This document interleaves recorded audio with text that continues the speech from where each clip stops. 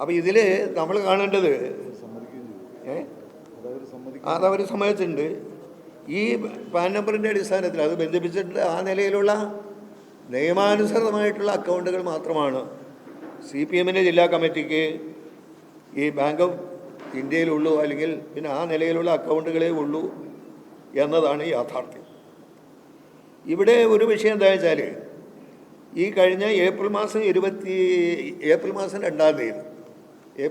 തീയതി ഈ ബാങ്ക് അക്കൗണ്ടിൽ നിന്ന് ഞങ്ങൾ 1 കോടി രൂപ പിൻവലിക്കുന്നുണ്ട്. 1 കോടി രൂപ പിൻവലിക്കാൻ കാരണം എന്താ വെച്ചാൽ, നിയമാനുസൃതമായി പിന്നെ പാർട്ടിയുടെ ആവശ്യങ്ങൾക്ക് വേണ്ടി തെരഞ്ഞെടുപ്പ് സമയവും സന്ദർഭമാണ്. ആ നിലയിൽ പാർട്ടിയുടെ നിയമവിധേയമായ പ്രവർത്തനങ്ങൾക്ക് വേണ്ടി, അതിൻ്റെ ചെലവിന് വേണ്ടി 1 കോടി രൂപ പിൻവലിക്കുകയാണ് ചെയ്തത്.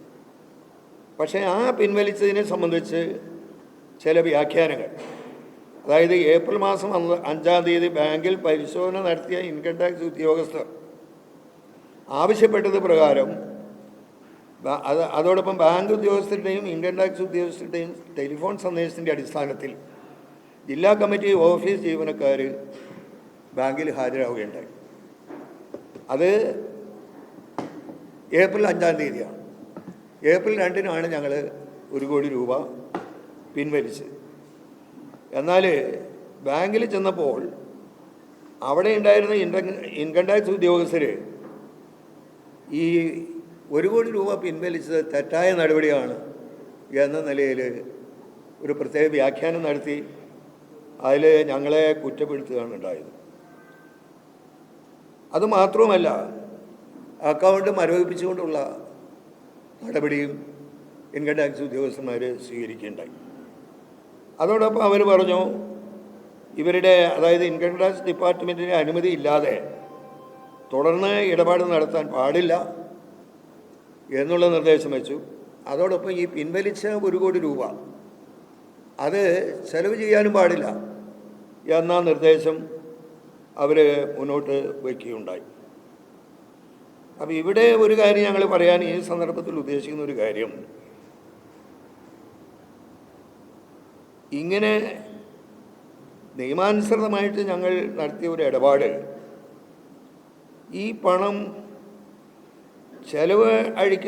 ചെലവാക്കുന്നത് യാതൊരു കാരണവശാലും തടയാനുള്ള അവകാശം ഇൻകം ടാക്സിന് ഇല്ല എന്നാണ് ഞങ്ങൾ മനസ്സിലാക്കിയിട്ടുള്ളത്.